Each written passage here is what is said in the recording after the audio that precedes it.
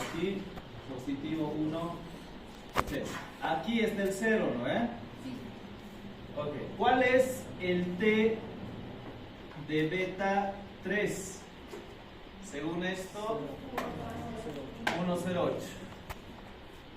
108. ¿Y cuál es el T de beta 4? 0.20. 0.21. Estos dos, ¿no? Y ya estamos utilizando al 90% de confianza, entonces no lo podemos reducir más. Entonces, esto va a estar acá y este otro va a estar incluso casi cercano al 0, ¿no? O sea, aquí va a estar el T de beta 3 y aquí va a estar el T de beta 4. O sea, en ambos casos caen ¿en qué zona? Zona de no rechazo. Por lo tanto, estos coeficientes no vamos a rechazar la hipótesis nula, por lo tanto no existiría una relación entre beta 3 o entre X3, precio de claveles, con la venta de rosas. Tampoco existiría una relación entre el ingreso de las familias X4 y la venta de rosas. Es decir, el resumen de las pruebas estadísticas que hemos hecho ha sido que el precio de rosas al 2.42 ¿pasa o no pasa la prueba? Se ha pasado al 95% de confianza, ¿no ve? Es el primero que hemos hecho conmigo. Estos acaban de hacer ustedes, X3 y X4. ¿Pasan la prueba o no? No son estadísticamente significativos. ¿Y qué hay de X5? ¿Pasa la prueba o no? Pasa, pero al 90% de confianza. ¿No? De acuerdo. Entonces el procedimiento: escribir la hipótesis nula alterna, el gráfico y hacer la interpretación correspondiente. Pero ahora les voy a mostrar un chanchullo, porque este proceso que estamos haciendo es necesario entenderlo, pero ya en la parte práctica o profesional no haces eso. Directamente ves estos numeritos. Y viendo esos numeritos ya sabes qué estadísticos o qué coeficientes pasan la prueba y cuáles son con estos numeritos. ¿Quieren saber cómo se utiliza? ¿Ya? Vamos a darnos cuenta, bueno, en temas de estadística, cuando aplicamos pruebas en especial, hay varios tipos de pruebas. Prueba T, prueba F, prueba chi cuadrado, prueba de rachas, o sea, hay varios en estadística y obviamente en econometría. Y cada estadístico normalmente tiene hipótesis nula e hipótesis alterna. Todos los estadísticos van a tener esa lógica. En este caso, para los estadísticos T, queremos encontrarnos en las colas, pero no siempre es así. Bueno, en nuestro caso, para que no confundir después, para estadísticos T siempre nos queremos quedar en las colas, ¿ya? Pero me refiero que más adelante en la econometría y en otros análisis hay estadísticos donde te quieres quedar en el medio. Entonces depende si te quieres quedar en el medio o en las colas, ¿no? Pero para estas test en las colas, ¿ya? Cada estadístico vamos a ver que igual va a tener acompañado una probabilidad. Por eso está al ladito del estadístico T. Esta es la prop del estadístico T. Si no me creen, también aquí hay otro estadístico que vamos a revisar después. El estadístico F. Fíjense. Aquí dice F, ¿no ve? Y aquí está su probabilidad correspondiente o valor crítico, 0.00. Pero lo que les quiero enseñar ahora es cómo podemos leer estos valorcitos. ¿Ya? Vamos a hacer lo siguiente.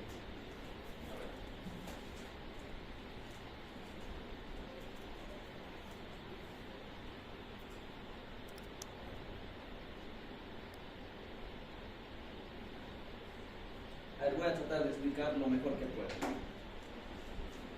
A ver. Por ejemplo, este X2 lo hemos evaluado y al 95% ha sido significativo. Sí, ¿no ve? Solamente hay que ver esto. A ver, 95% lo hemos evaluado, ¿no ve? ¿Cuál es el restante del 95%? 5 ¿Y 5% a cuánto equivale en valor absoluto? 0.05. Entonces, este es lo que yo voy a comparar, 0.05, porque estoy evaluando el 95% de confianza. Si esta probabilidad está por debajo del 0.05, directamente nosotros vamos a decir que se rechaza la hipótesis nula. Pero si este prob está por encima de este 0.05, si ahí está la prob, entonces vamos a decir que no se rechaza la hipótesis nula. En nuestro caso, cuando hemos hecho la evaluación, ¿qué pasaba con este X2? Al 95%, ¿dónde caía? ¿En zona de rechazo o en zona de no rechazo? Rechazo. En las colas, ¿no ve? 003 está por debajo de 005 o por encima. Por debajo, es por eso yo sabía ya de antemano que se iba a rechazar la hipótesis nula, por lo tanto que el coeficiente iba a ser significativo. O si quieren, analicen este valor. 008. 008, que es para evaluar X5, ¿está por encima del 005 o por debajo de 005? Por encima, ¿no ve? ¿Y qué ha pasado cuando hemos evaluado a X5 al 95%? Ha caído en zona de... ha caído en el medio, ¿no ve? ¿Recuerdan? Pero es porque le estoy evaluando al 95%. Pero ¿qué pasaba cuando le hemos evaluado en vez del 95 al 90%, ¿no ve? Y del 90% restantes, y en vez de 005 tendría que utilizar el 0.10. Entonces, 0.08 está por debajo de 0.10 o por encima de 0.10. Y por debajo se rechaza la hipótesis, ¿no? Lo estamos en las colas, ¿no ve? O sea, con estos numeritos ya puedes saber.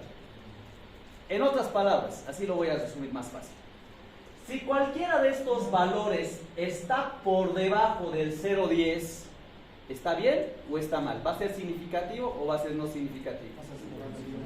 Siempre y cuando esté por debajo del 0.10, que lo máximo que toleramos es el 90, hemos dicho, ¿no ve? Siempre y cuando esté por debajo del 0.10, va a caer en las colas, o el coeficiente va a ser significativo. Siempre y cuando esté por debajo del 0.10. ¿Quiénes están aquí por debajo del 0.10? Solo X2 y X5, nada más, ¿no? ¿Y estos están por debajo de 0.10?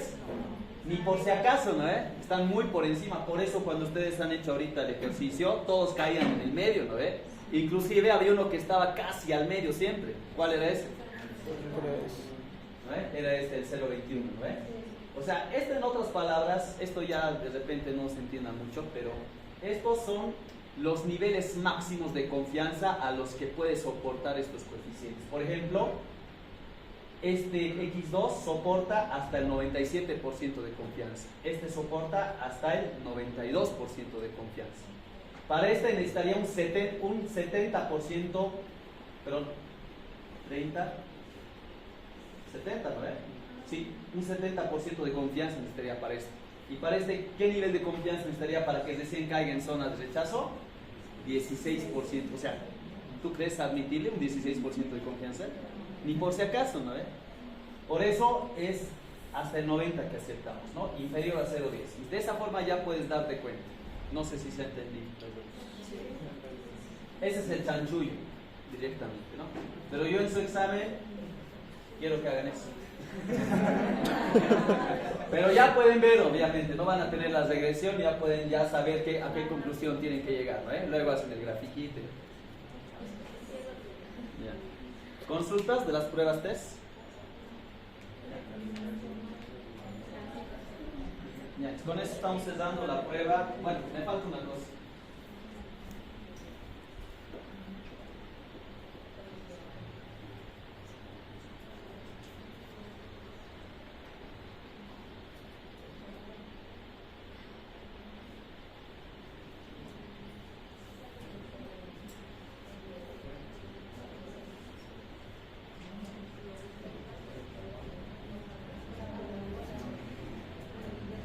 Vayan a su receso mejor. Hemos dicho para saber si un coeficiente coeficiente es confiable o si es estadísticamente significativo, tenemos que aplicar la prueba T, ¿no? ¿En qué consiste la prueba T? Hemos dicho que se define una hipótesis nula y una hipótesis alterna.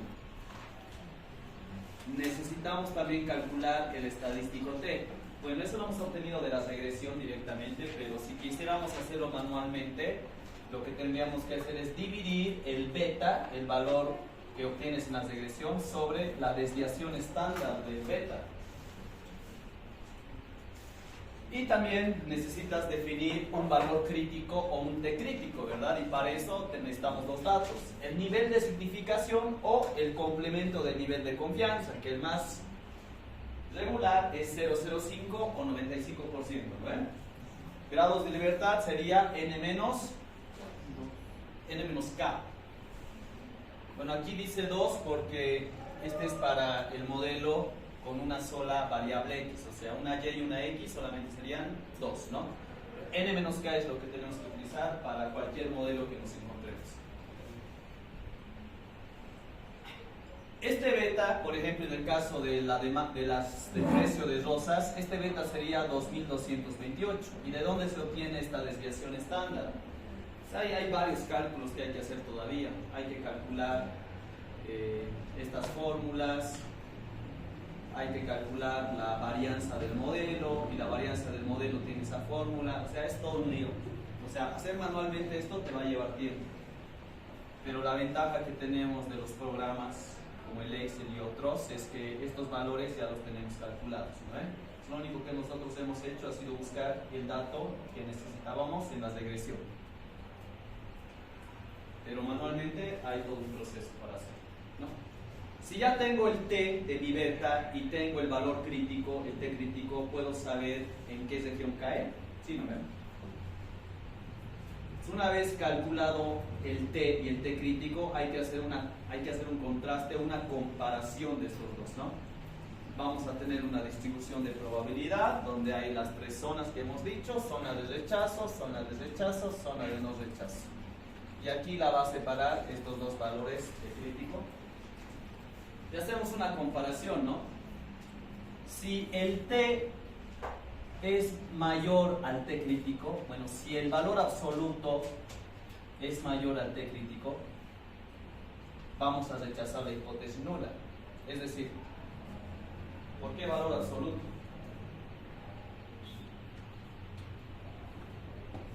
Por ejemplo, aquí creo que encontramos menos 2,42, ¿no? Para beta 2. Y el T era 2,20, ¿no? ¿Cuál es el valor absoluto de 2,42? 2,42 positivo, ¿no? 2,42 positivo es mayor a 2,20 positivo. Sí, ¿no? Entonces, esta es otra forma de decir si te encuentras acá o te encuentras acá, utilizando el valor absoluto. Al final es lo mismo, ¿ya? No quiero confundirles.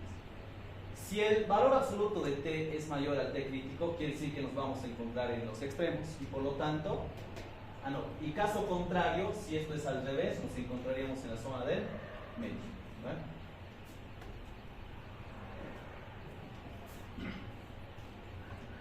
Si rechazamos la hipótesis nula, ¿qué quiere decir? Que existe una relación entre las variables que estamos analizando, x y la variable y. Por lo tanto, si rechazamos la hipótesis nula, vamos a decir que el beta que estamos evaluando es estadísticamente significativo al nivel de confianza definido, ¿no? Y es lo que hemos hecho con estos ejemplos. La parte práctica, bueno, es lo que hemos ido realizando. Ya, aquí vamos a explicar algo que ya hemos visto. Me he adelantado a este punto, pero les vuelvo a mencionar. Análisis de correlación. Aquí podemos ver correlación simple y el coeficiente de determinación. Correlación simple mide la asociación lineal entre dos variables. Para esto hemos utilizado el coeficiente de correlación de Pearson, que es una medida de cuán asociadas se encuentran dos variables cuantitativas. En otras palabras, esto de correlación simple es lo que hemos analizado con el... ¿Qué cosa? El R. Hemos revisado el R, ¿no? El R te dice cuán relacionadas o asociadas están dos variables. Esta es la fórmula para determinar un coeficiente de correlación R. Y hemos dicho que el R siempre se va a encontrar entre -1 y 1, ¿no ves? Nosotros queremos que este R, ¿dónde se sitúe? ¿En los extremos de -1 a 1 o en el 0? ¿Qué quiere decir cuando tengo un R cercano a -1? Que las dos variables que estoy relacionando están relacionadas de forma negativa, ¿no ves? Si un R está cercano a 1, quiere decir que las dos variables que estoy relacionando están relacionadas de forma positiva. Y si tengo un R cercano a 0, ¿qué quiere decir? Que no están asociadas, no están relacionadas las dos variables, ¿no? Cuando R es exactamente igual a 1, quiere decir que existe una asociación lineal perfecta positiva. Cuando R es igual a -1, existe una asociación lineal perfecta negativa. Y cuando R es cercano a 0, no existe una asociación o relación entre las dos variables analizadas, ¿no? Por ejemplo, en este tipo de gráfico de dispersión tendríamos un R igual a 1, aquí un R igual a -1. Esto es algo más cercano a la realidad que vamos a encontrar, ¿no? Y tendríamos una línea recta positiva y ahí el R sería cercano a 1. En este ejemplo el R sería cercano a -1 y en este caso no vemos ningún tipo de relación, ¿verdad? Por lo tanto el R sería cercano a 0.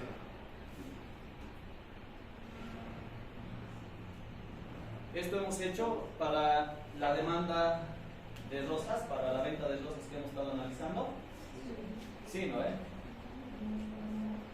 Si no recuerdan, pues está aquí. Y probablemente algo relacionado a eso podamos preguntar después. Aquí está. Análisis de correlación, el grado de asociación entre dos variables a través del coeficiente de correlación de Pearson. Siempre se va a encontrar entre -1 y 1. Y estos son los valores que habíamos encontrado. -0,78, -0,02, -0,41 y -0,85. Entonces, mientras más cercano sea a 1 positivo o 1 negativo, va a estar bien. Mientras más cercano a 0, pues no va a haber asociación. Si esto ya hemos revisado.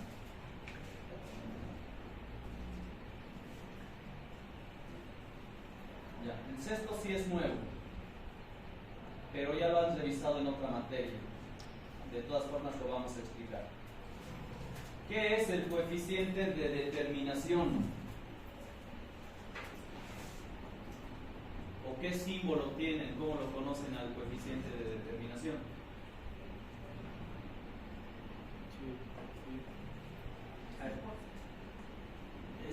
Tiene diferentes nombres. Este es el R cuadrado. Lo conocen ya, ¿no? El R cuadrado. Entonces, hay varias formas de interpretar el R cuadrado. Aquí hay algunas, ¿no? El R cuadrado es el porcentaje de explicación del modelo. El R cuadrado es la bondad de ajuste. El R cuadrado es el porcentaje de explicación de X hacia la variable Y. El R cuadrado igual tiene una fórmula que es esta. 1 menos la sumatoria de valores al cuadrado sobre la sumatoria de los valores explicados. Pero esto es manualmente. En la regresión que hemos calculado para el modelo que estamos analizando, ¿este dato ya estará calculado? Sí, ya está calculado, ¿no? ¿Para qué complicarnos la vida con las fórmulas? Bien, estas fórmulas van a ser importantes si tú estás programando los resultados. O sea, si tú vas a, de alguna forma, hacer que... O sea, para los programadores necesitamos ir las fórmulas, ¿no? Pero si vas a ser un usuario de los programas y de las aplicaciones, ya te van a salir los valores, ¿no? Pues no veo mucho problema en omitir esta parte por el momento. Pero con esa fórmula podríamos determinar el R cuadrado. ¿Qué es el R cuadrado? El R cuadrado en realidad representa en qué nivel mis variables X explican el comportamiento de mi variable Y. El R cuadrado siempre va a estar entre 0 y 1, pero siempre hay que interpretarlo en porcentaje, o sea, hay que interpretarlo del 0 al 100%. El valor que obtengamos hay que multiplicarlo por 100 en otras palabras. Por ejemplo, si yo tengo un R cuadrado igual a 0,98, sería 98% de explicación. Y si tengo un R cuadrado del 10%, este R cuadrado del 98% quiere decir que el modelo se está explicando el 98% y la parte no explicada sería un 2%. Aquí el modelo se estaría explicando en un 10% y los no explicados sería un 90%. ¿Cómo les han enseñado que se interpreta el R cuadrado?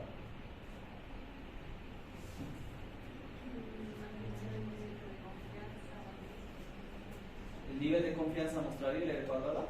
Es lo que les han comentado. Sí. Ya. ¿Y cuál es el criterio? Mientras más cercano al 100% mejor o peor? Mejor. Mejor. Ya, de acuerdo, sí. Queremos que el R cuadrado sea lo más elevado posible. Les voy a explicar en qué consiste el R cuadrado. A ver, vamos a extender un rato la explicación.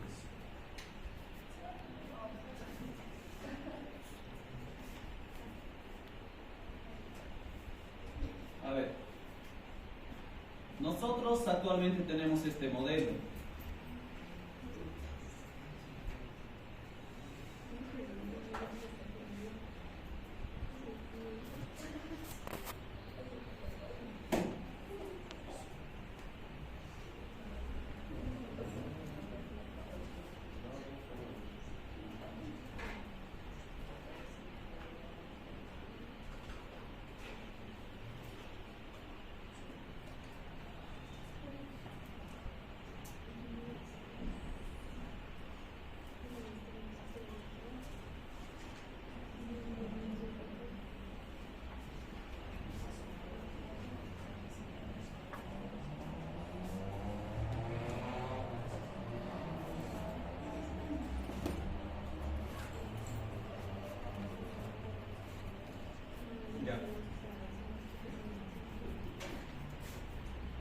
En otras palabras, nosotros estamos diciendo que la venta de rosas, ¿de qué depende?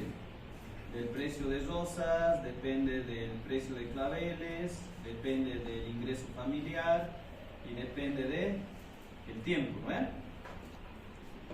Es lo que estamos tratando de explicar con este modelo, ¿no? Y tengo una última variable que no se mide, que es el término estocástico.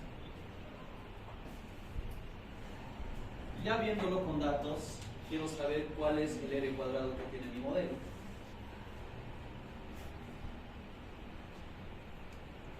A ver, veamos qué R cuadrado hemos determinado. ¿Dónde está el R cuadrado?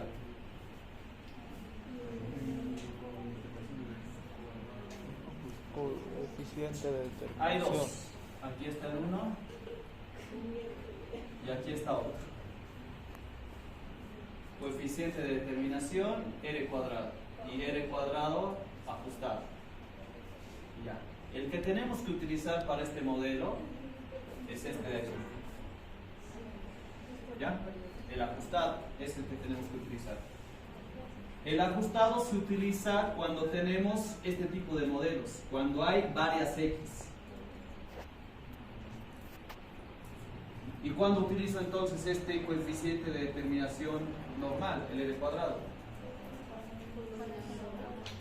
Cuando tienes una sola X, o sea, este vas a utilizar cuando tengas este modelo. Y este otro cuando tengas varias X. Esa es la diferencia. El ajustado cuando tengas un modelo de regresión múltiple y el normal cuando tengas un modelo de regresión simple. En este caso, este es, ¿verdad?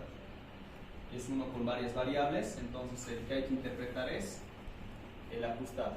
En este caso, el r cuadrado nos ha salido 0,7746. Por lo tanto, ¿qué porcentaje tiene? 77,46%. ¿Les parece un buen porcentaje? ¿No? ¿No les gusta? Está bien. No es malo ese porcentaje. Son datos de la realidad, obviamente, ¿no? ¿Cómo se interpreta esto? Ya, mucha atención a lo siguiente. A ver, lo que quiere decir es que estas 4 variables X están explicando lo que sucede en esta variable en un 77,46%. O sea, las variables contempladas en el modelo, o sea, repito nuevamente, esto es venta de rosas, ¿no ven?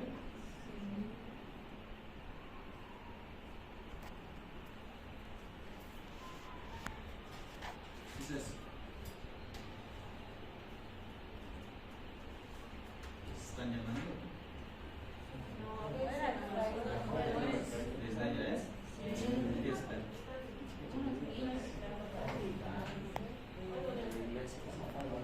Ah, la iglesia.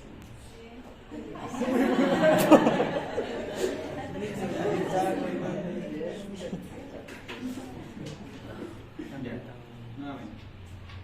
Nosotros hemos hecho todo este modelo porque queremos conocer por qué la venta de rosas sube, por qué baja. O sea, queremos saber su comportamiento, queremos conocer.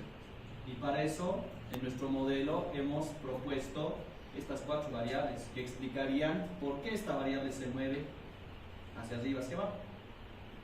Entonces, cuando la venta de rosas por algún motivo sube o baja, nosotros sabemos que eso se debe a por qué estas variables están cambiando, pero solamente están explicando el comportamiento en un 77,46%. Porque como hemos mencionado en algún momento, las relaciones de variables económicas financieras, ¿es exacta o es inexacta? ¿Son exactas las relaciones entre variables económicas? No, no son exactas, son inexactas. Por eso incluimos esta variable especial, ¿verdad? Que es el término estocástico. Y esto representa todas las demás variables que no se toman en cuenta en los modelos, ¿verdad? En otras palabras, estas 4 variables, de tantas variables que podrían explicar el comportamiento de Y, solo 4 explican el 77,46% de las ventas de rosas. Pero todavía hay un componente que no estamos pudiendo explicar, que está dentro de este término de perturbación o estocástico. Aquí, ¿qué porcentaje estará? El restante, ¿no? O sea, esto es la parte explicada, la que está explicando nuestro modelo, y aquí estaría la parte no explicada. ¿Y qué porcentaje no se está pudiendo explicar con estas 4 variables? 22,54, ¿no ven? O sea que todavía dentro de este término de perturbación, de esa U es error, hay todavía otras variables, tal vez son 5, 10, 15, no sabemos la cantidad de variables, pero todas esas otras variables solamente explicarían un 22,54%. Pero las que me interesan son las que he tomado en cuenta en mi modelo. 4 variables pueden explicar satisfactoriamente el 77% de mi variable Y. ¿Les parece un nivel aceptable? Sí, sí, está bien. Queremos que esto sea lo más elevado siempre que sea posible. Podríamos decir que si está por encima del 50-60% ya hay un mayor nivel de explicación, ¿no? Pero si es posible que sea lo más elevado, ¿no? Repito nuevamente, esto representa el nivel de explicación de las variables hacia la variable Y. Lo voy a interpretar aquí en el workbook para que lo tengamos. Pero esto es importante para ustedes. ¿Cuál hay que interpretar? Porque siempre voy a tener 2 en el Excel. ¿De qué va a depender? De la cantidad de variables. Si hay más de una X, el ajustado. Si hay solo una X, el normal, ¿no?